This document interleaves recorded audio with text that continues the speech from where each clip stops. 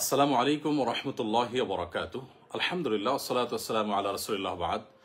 সুপ্রিয় দর্শক শ্রোতা ভাই বোন, দেশ কিংবা প্রবাস যে যেখান থেকে আমাকে দেখছেন, আপনাদের সকলকে সাদর আমন্ত্রণ জানাচ্ছি আমাদের এই অত্যন্ত গুরুত্বপূর্ণ সংক্ষিপ্ত লাইভ অনুষ্ঠানে। প্রিয় দর্শক, আপনারা সবাই ইতোমধ্যে জেনে গেছেন আমাদের এই প্রিয় দেশটিতে দীর্ঘদিন পর্যন্ত যে লুটতরাজ চলে আসছিল, যে নানামুখী অবিচার, বৈষম্য এবং অন্যায় আচরণ চলে আসছিল, সেটার বিরুদ্ধে সর্বস্তরের মানুষ দীর্ঘদিন পর্যন্ত তাদের মধ্যে যে জমে থাকা ক্ষোভ সেটা তারা প্রকাশ করেছে। ছাত্র জনতার গণ আন্দোলনে ইতিমধ্যে আমরা জানি যে সরকার পতন হয়েছে।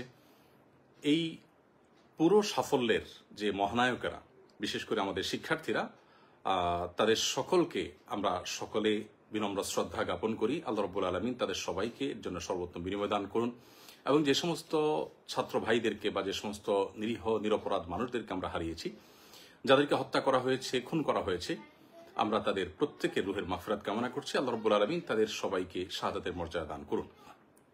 প্রিয় দর্শক ভাই বোন, যে বিষয়টিকে আমি শুরুতেই বলতে চাই তা হলো যে বর্তমানে যে আনন্দঘন একটি পরিবেশ চলছে, এই পরিবেশে আমরা দেখতে পাচ্ছি যে অনেক সুযোগ সন্ধানীরা এমন সব কাজ করছে যে এই পুরো অর্জনটাকে ম্লান করে দেওয়ার জন্য সেগুলো যথেষ্ট হতে পারে।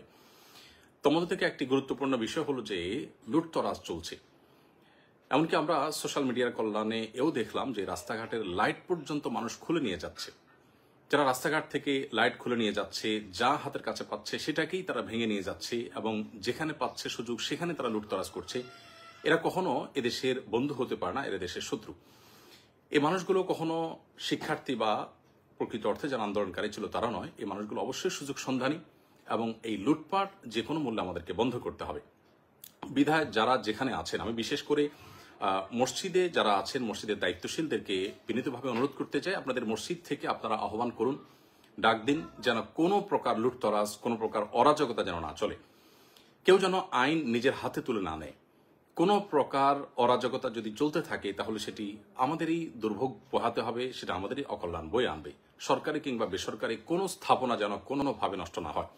বিশেষ করে মসজিদগুলো থেকে যদি একযোগে এই আওয়াজ উচ্চারিত হয় এবং সমাজের প্রত্যেকটা মানুষ যদি দায়িত্বশীলতার আচরণ করেন এবং যারাই অন্যায়ের দিকে হাত বাড়াচ্ছে তাদের হাতকে যদি আমরা থামিয়ে দিতে পারি, তাহলে সেটা আমাদের জন্য অত্যন্ত আনন্দের বিষয় হবে। অতএব আসুন, ছাত্রদের এই অর্জনকে, ছাত্র জনতার এই অর্জনকে ম্লান করে দেওয়ার মতো কাজগুলোকে যে কোনো মূল্যে থামাতে হবে। আর না হলে এটার জন্য আমাদের সবাইকে কিন্তু পস্তাতে হতে পারে। বিধায় আমি বিনীতভাবে অনুরোধ করছি যে লুটতরাজ বন্ধের সবাই উদ্যোগ নিন। আপনার আশেপাশে কেউ লুটতরাজ করছে, আপনি তাকে থামিয়ে দিন। এমনকি আপনার গণভবনে যারা গেছেন সেখান থেকে অনেক কিছু নিয়ে এসেছেন। এটি মুসলিম সুলভ আচরণ নয়, এটা কোনো নীতিবান, কোনো আদর্শবান মানুষের কাজ নয় যে আপনি সেখানে রাষ্ট্রীয় সম্পদ যেগুলো আছে এগুলো তো রাষ্ট্রের সম্পদ, আপনার ট্যাক্সের কেনা টাকা জিনিস, এই দেশের জনগণের জিনিস। অতএব আপনিও যদি সেটা দিন শেষে লুটতরাজ করেন, তাহলে লুটতরাজকারীদের সাথে আপনার পার্থক্যের জায়গাটা কি থাকলো?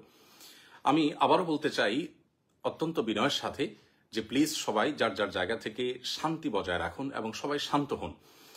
প্রিয় নবী সাল্লাল্লাহু আলাইহি সাল্লাম যখন মক্কা পুনরুদ্ধার করেছেন, মক্কাকে স্বাধীন করেছেন, তখন কিন্তু তিনি মক্কায় কোনো মানুষের কোনো প্রকার জানমালের ক্ষয়ক্ষতি হতে দেননি, বরং সেখানে একরকম অনেকটা রক্তপাতহীনভাবেই কিন্তু তিনি মক্কা বিজয় করেছেন। তার সে মক্কা বিজয়ের ইতিহাস আমরা স্মরণ করার চেষ্টা করি এবং মক্কা বিজয়ের সময় তিনি যে বিনয়ের পরিচয় দিয়েছেন, তিনি যে আল্লাহর কৃতজ্ঞতা জ্ঞাপন করেছেন, সেটিকে আমরা স্মরণ করি। সেই সাথে বিশেষভাবে আমি বলতে চাই, সংখ্যালঘুদের উপর যে নির্যাতনের সংবাদ উঠে আসছে, এর কতটা সত্য কতটা মিথ্যা আমরা জানি না, তবে আমি বিশেষভাবে মাদ্রাসা শিক্ষার্থীদেরকে বলবো যে আপনারা অনুগ্রহ করে আপনাদের আশেপাশে থাকা হিন্দুদের স্থাপনা, ঘরবাড়ি, তাদের মন্দির, উপাসনালয়, এগুলোতে কোনো মানুষ যাতে আক্রমণ করে অন্যায়ভাবে সেখানে কোনো প্রকার জুলুম করে সেটাকে উদুরপিণ্ডি বুদুর ঘাড়ে চাপাতে না পারে, সেজন্য আপনারা সজাগ থাকুন। এবং এই কর্তব্যটা, এই সময়টা যদি আমরা সবাই মিলে পালন করতে পারি, তাহলে সেক্ষেত্রে এই বিজয় বা এই উৎসব যেটা আপনারা করছেন, গোটা দেশে মানুষ করছে, আমরা সবাই করছি, সেটি প্রকৃত অর্থে উৎসবে পরিণত হবে।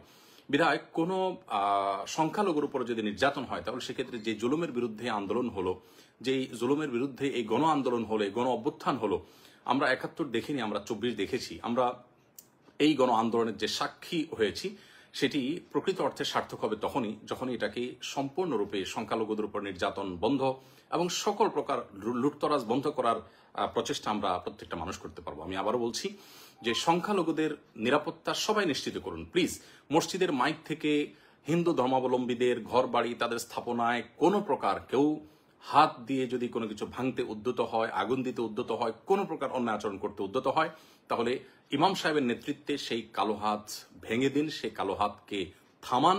নবী করিম সাল্লাল্লাহু আলাইহি ওয়াসাল্লাম বলেছেন, উনসুর আখাকা নাসর যালিমান ওয়া মাজলুমা, তোমার ভাই অত্যাচারী হোক আর অত্যাচারিত হোক, সর্বাবস্থায় তুমি তাকে সাহায্য করো।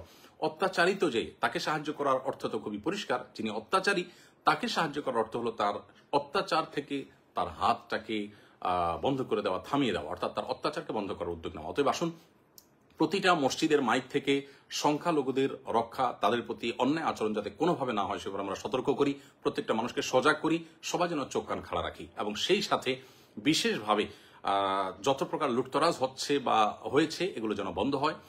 কোনোভাবে রাষ্ট্রীয় কিংবা বেসরকারি কোনো প্রকার স্থাপনায় কেউ যেন কোনোভাবে হাত না দেয়, কোনোভাবে যেন সেটা ভাঙচুর না করে। আমরা আল্লাহকে ভয় করি, দিন শেষে আল্লাহ তাআলার কাছে এগুলোর জন্য জবাবদিহি করতে হবে। সামান্য একটা জিনিস আপনি নিয়ে গেলেন, এর জন্য আপনার জাহান্নামে যেতে হতে পারে। মনে রাখবেন, রাষ্ট্রের সম্পদ এটা কোটি কোটি মানুষের মালিকানাধীন সম্পদ। বিধায় কিয়ামতের ময়দানে এত কোটি মানুষের কাছে আপনি এই দায় কিভাবে পরিশোধ করবেন, এর জবাবদিহি কিভাবে আপনি দিবেন? বিধায় আল্লাহকে ভয় করুন, কোনো প্রকার লুটতরাজ হতে দিবেন না এবং সংখ্যালঘুদের নিরাপত্তা নিশ্চিত করবার জন্য মসজিদের মাইক ব্যবহার করুন, অন্যায়ের বিরুদ্ধে মসজিদের মাইক থেকে আহ্বান করুন, মাদ্রাসার শিক্ষার্থীরা তাদের পাহারাদারি করুন। আবারও বলছি যে প্রিয় নবী সাল্লাল্লাহু আলাইহি ওয়াসাল্লাম মক্কা বিজয়ের পর তিনি কিন্তু কোনো প্রকার আজকের পৃথিবীতে যে বুনো উল্লাস হয়ে থাকে এরকম উল্লাস বা উল্লাসের উন্মাদনা এটি কিন্তু তিনি করেননি। আল্লাহ সুবহানাহু ওয়া তাআলা বলেছেন, ইযা জাআ নাসরুল্লাহি ওয়াল ফাতহু, যখন আল্লাহ সাহায্য এবং বিজয় আসে, ওয়ারাইতান নাস ইয়াদখুলুনা ফি দীনিল্লাহি আফওয়াজা, এবং আপনি দেখবেন লোক দলে দলে আল্লাহর দ্বীনে প্রবেশ করছে, অনুগত হচ্ছে, তখন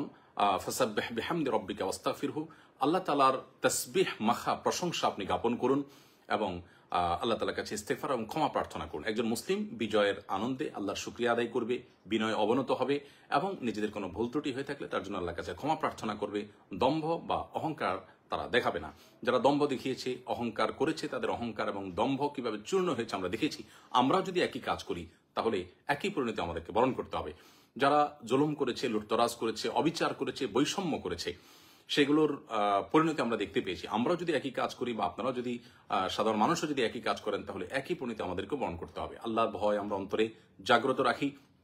আমি সর্বস্তরের উলামা ইকরামদেরকে এবং সকল সচেতন নাগরিকদেরকে, আমাদের সম্মানিত ফলোয়ারদেরকে বিনীতভাবে অনুরোধ করতে চাই, প্লিজ সবাইকে শান্ত হতে বলুন এবং সকল প্রকার অন্যায়কে থামিয়ে দিন। সেই সাথে এও বলতে চাই যে আমাদের মহান মুক্তিযুদ্ধের যে চেতনা ছিল, বৈষম্যহীন সমাজ ব্যবস্থা গড়ে তোলা এবং প্রত্যেকটা মানুষের অধিকার, ন্যায্য অধিকার তাকে যথাযথভাবে বুঝিয়ে দেওয়া, সেটা যেন পুনঃপ্রতিষ্ঠিত হয়। কোনোভাবেই যেন আমাদের এই দেশে ধর্ম বিদ্বেষী এবং মুসলমানদের প্রতি বিশেষভাবে বিদ্বেষ লালন রাখে, এই সমস্ত মানুষগুলো যাতে কোনোভাবে বর্তমান পরিস্থিতিতে কোনো প্রকার সুযোগ সুবিধা নিতে না পারে। অন্তর্বর্তীকালীন সরকার হোক বা পরবর্তী পদক্ষেপগুলো হোক, সেগুলোতে এদেশের মানুষের ধর্মীয় বিশ্বাস, এদেশের মানুষের মূল্যবোধের প্রতি শ্রদ্ধাশীল আছে, সেই মানুষগুলো যেন দায়িত্বে আসে, সেটি হলো এদেশের কোটি কোটি মানুষের প্রাণের দাবি। অতএব আমরা সেই দাবিটাও যার যার জায়গা থেকে উচ্চারিত করব এবং প্রিয় স্বদেশকে আল্লাহ রাব্বুল আলামিন নিরাপদে রাখুন।